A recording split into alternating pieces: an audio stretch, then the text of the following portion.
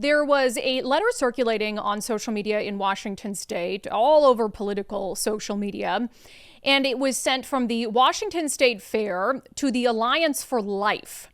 As you guys know, if you're not in the state, Washington State Fair is huge. It's coming up. It goes for about a month, and there's always this big building with a bunch of booths and vendors, and you can go in there, you can buy a bunch of crap you don't need, or you can learn about organizations in your area, etc. And there's always political booths there.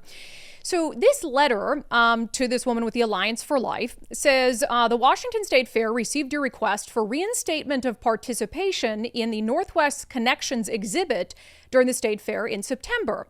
In a review with our board of directors, we are upholding our decision to decline your request for participation. And as it sounds, the Alliance for Life is a pro-life group that had a booth at the fair in previous years, and as this letter indicates, they're not going to be allowed to have a booth at the fair this coming month. It says previous participation in exhibits and attractions at the Washington State Fair does not guarantee continued involvement in perpetuity. The fair periodically reviews and updates our offerings to the public, along with guidelines for participation. The Northwest Connection Department's exhibitor composition has been reviewed and evolving to meet our current guests' interests with the alignment of the fair's missions and values. The fair acknowledges that we have a different perspective regarding your booth and its display. We believe that your efforts would be better suited at events that more align with your mission. We appreciate your understanding and wish you success in your future endeavors. Is there a worse line to get in a letter or an email than "we wish you success in your future endeavors"? So on its face, it seems very clear. The Washington State Fair is not allowing the Alliance for Life, a pro-life organization, to have a display at this year's state fair. And they say in there, we have different perspectives regarding your booth and its display. We believe your efforts would be better suited at events that more align with your mission. So that letter starts to go viral on the internet, also with conversation about the fair doing this same thing to other conservative groups that have long had booths at the fair. So there were state lawmakers who were putting out posts about this. Travis Couture said the Washington State Fair is run by partisan hacks and political cowards. They banned the Pierce County GOP booth after years of participation, but kept the Democrats. They can't handle free speech, so they censor like the petty, corrupt losers they are. State Rep Matt Marshall said the decision by the Western Washington Fair Association to deny the Pierce County Republican Party's longstanding fair booth is deeply disappointing and wholly unjustifiable. And the Pierce County Republican Party on its own Facebook said, don't go to the Washington State Fair this year. The new CEO is woke and won't let us do our traditional booth, kicked out a pro-life Christian group that didn't meet the fair's values as well. So that's sort of the picture that was being painted on social media. Now, I will say I think some of that is true, but I'm going to get to the actual facts of the situation, what the fair has told us. So what's circulating on social media over the weekend is that the fair is not allowing a Christian group, a pro-life group, and the Pierce County Republican Party. So we start to dig into this. The Pierce County GOP put out a statement pretty early on that dispelled one piece of misinformation, and that was that the Pierce County Republican Party's booth was prohibited. So that's not true. If you saw that on social media or you read it on social media, that's not true. The Pierce County Republican Party was not told you cannot have a booth at the fair this year. However, they were asked to agree to some stipulations that they had not been asked to agree to in the past that for them made it basically impossible from a financial perspective and a mission perspective to be able to have a booth at the fair this year. So the head of the Pierce County Republican Party put out a statement saying the party will not be participating in the Washington State Fair this year due to newly imposed restrictions that prohibit us from offering merchandise for donations to support our work, as well as gathering signatures for citizen-led initiatives. These new restrictions single out and limit the ability of organizations like ours to fully engage with the community. As a result, we have made the difficult decision to forego participation this year. So a little bit of background here that I got. The Republican Party for Pierce County pays thousands of dollars, maybe as much as $25,000 typically, to have a booth at the fair for the 1 month run. These booths are expensive and people come there, they do all sorts of things. And for the last couple years, one of the things that they have done at their booth is collect signatures. So for them, it's sort of, you got a bunch of people, hundreds of thousands of people coming through. So it's a good time to collect signatures. How do I know they've collected signatures at their booth? Well, because I went there and helped them in 2024. collect signatures at their booth. This is a picture of their booth and what it looked like in 2024. And we had all of the Let's Go Washington initiatives there. Nicole and I stopped by for an afternoon. It was highly publicized. We said, we're going to be at the state fair in the exhibition hall collecting signatures for the Let's Go Washington initiatives. And we did that for several hours. So that is something that they have done. And they're now being told that they're not allowed to do that. They say that's a departure for them, and I kind of know it's a departure for them because I just did it with them in 2024. So here's what the fair tells us about this element of the issue. They said, for more than a decade, the fair has provided a free speech area for those who apply. Signature gathering is only allowed in that area. When we became aware of signature gathering in other areas, we updated the contact policies in 2024. So what they're saying is what we did at the Pierce County Republican booth in collecting signatures in 2024 actually violated the rules. And when they became aware that signatures were being collected in the exhibition hall at the Republican booth, they updated their policies to be more clear that you could only engage in signature gathering in these designated free speech areas, which the Pierce County Republican Party told them over the weekend in an email exchange that we reviewed that that's impossible for them. They don't have the number of volunteers to man the booth, but also be out roaming in these free speech areas to collect signatures. So it just doesn't work for them. Now, I have some suspicions about all of this. I want to put a pin in that as I continue to talk about the other elements. So as they have done for years, the Pierce County Republican Party, to make up the cost of having that booth, which again is very expensive, they sell Republican merchandise, hats, t-shirts for a donation, basically to the party to help them recoup the costs. They sent me a couple of the t-shirt designs that they sent in to the fair for approval to sell this year. Some of them are some pretty simple classics like 1776, We the People. I've got one that says 4547 Trump. Chick's t-shirt, She Loves Jesus and America Too. I Stand for the Flag, I Kneel for the Cross. And then this one may be more triggering. This is my pride flag, and it's a picture of an American flag.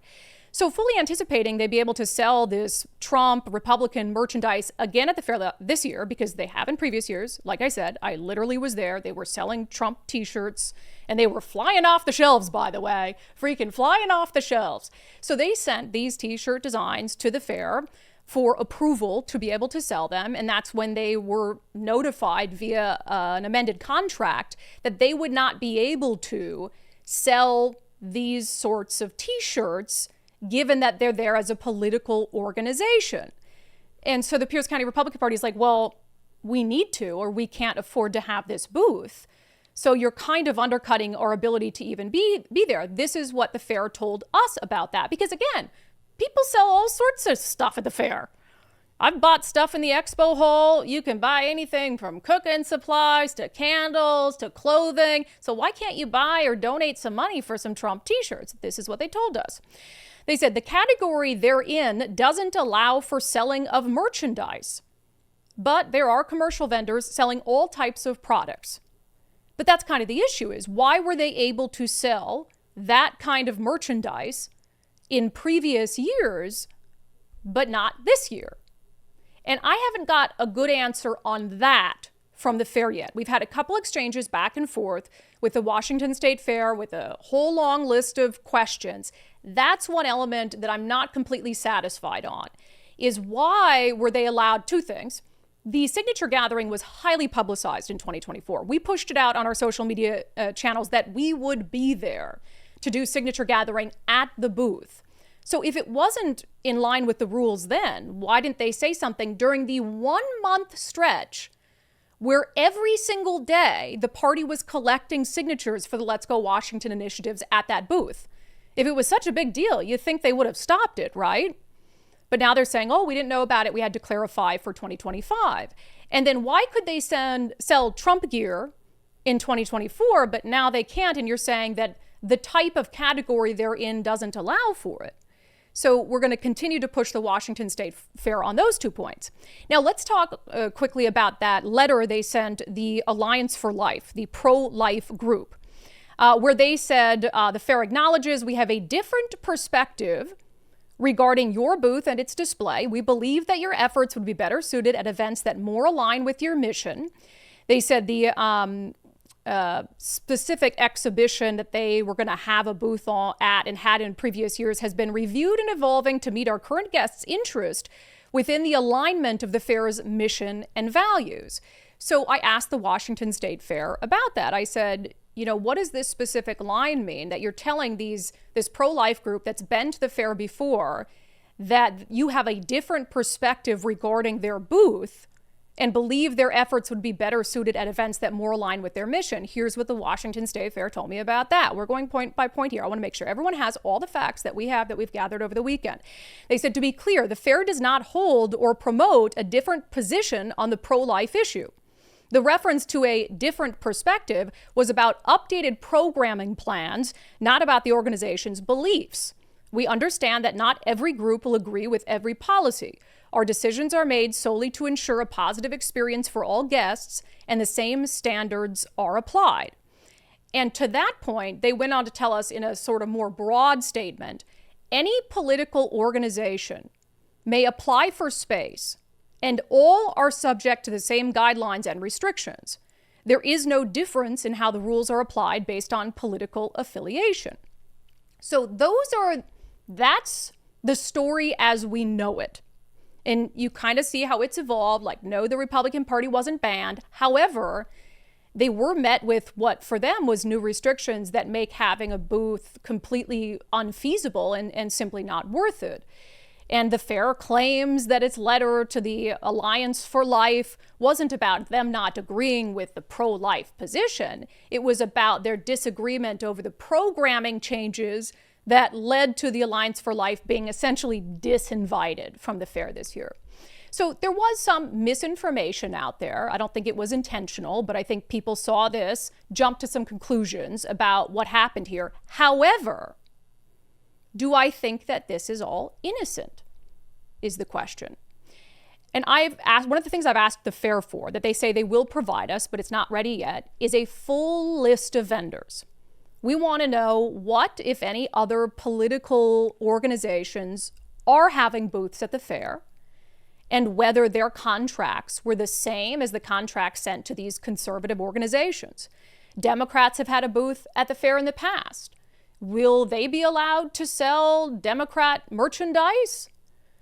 So you can look at it and say, well, as long as the rules are the same for everyone, then no harm, no foul.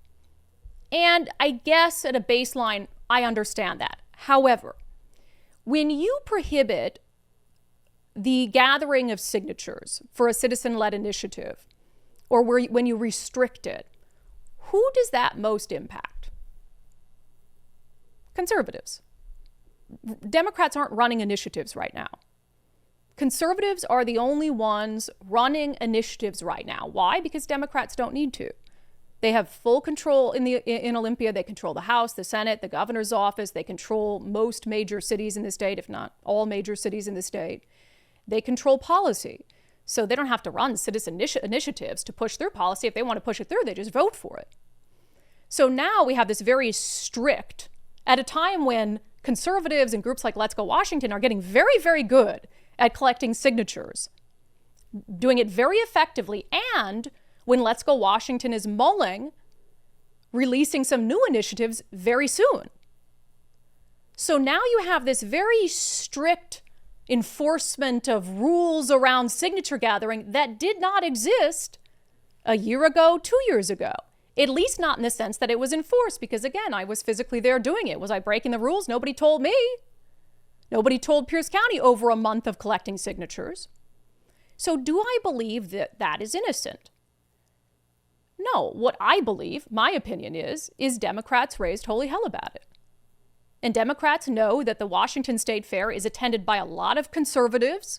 Hell, half the concert lineup is country music singers.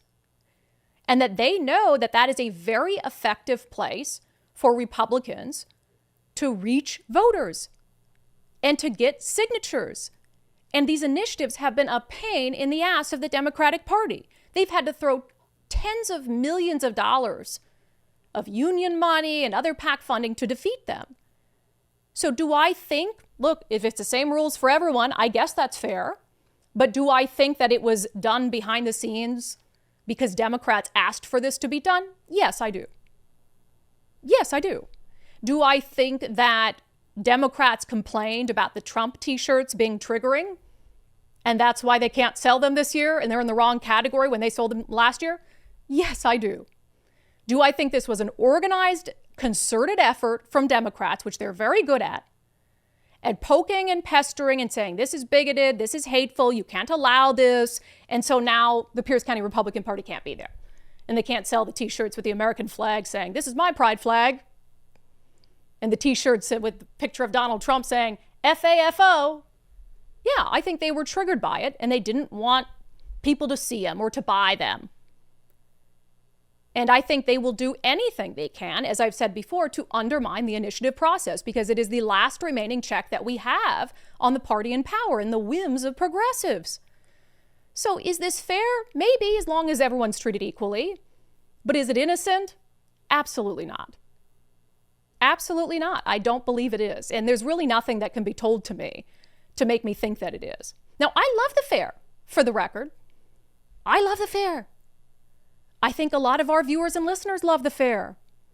I love going to the concerts at the fair, most of which, like I said, are country music singers who probably are pro-life. Many of them are probably conservative. And so I just don't think that this is a good thing for the fair to do. I understand you have to have some rules around booths and it should be uniformly applied and all of that. But you can't say those have been the rules all along, yet you never enforced them in the past. And now all of a sudden, because what? Some angry progressives complained. Now it's going to be, we are going to enforce this to the letter of the law. And then as far as the Alliance for Life letter, again, my opinion, I have nothing to show, I guess, prove definitively that the fair changed its programming just because and got rid of the Alliance for Life booth. No, I think the same thing happened. I think that there was a complaint about the display, and I don't know what the display was. I mean, if the display was like aborted fetuses, do I think that should be at a fair? And I don't know if that's what it was. No. Do I think no, that's not the place for it. I tend to agree with that. But I don't believe, as they said, that this is just the fair just had a difference of opinion about the programming and all of that. It had nothing to do with they didn't want a pro-life, anti-abortion display at the fair. I really just think that someone somewhere, a donor, something said, we can't have this. And so they found a way to get rid of it. That's what I believe.